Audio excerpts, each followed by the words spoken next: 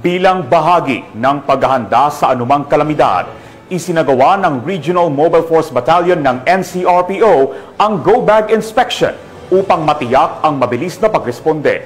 Patrolwoman Maria Danica Bungo, ibalita mo. Nagsagawa ng accounting at inspection ng Go Bags ang mga personnel ng Regional Mobile Force Battalion NCRPO.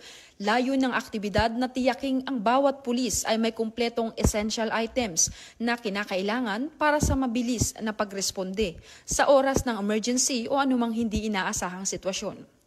Naglalaman ng Go Bags ng pangunahing kagamitan tulad ng first aid supplies, personal protective items, at iba pang mission-ready essentials na mahalaga sa operasyon sa panahon ng kritikal na pagkakataon.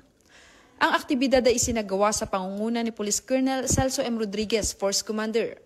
Para sa RMFB NCRPO, inihahanda natin ang mga personnel natin sa kanilang go bag. Kaya nga minabuti natin na magkaroon ng go bag upang sa ganun lahat ng gamit nila ay nandun na para ngailangan nila.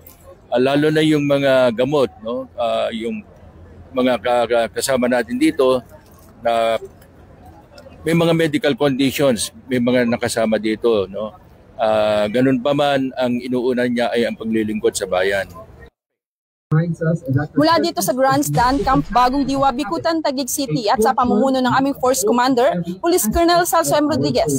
Ako po ang inyong Police News Network Correspondent, Patrolwoman Bungo, alagad ng batas, taga-taguyod ng Balitang Pulis.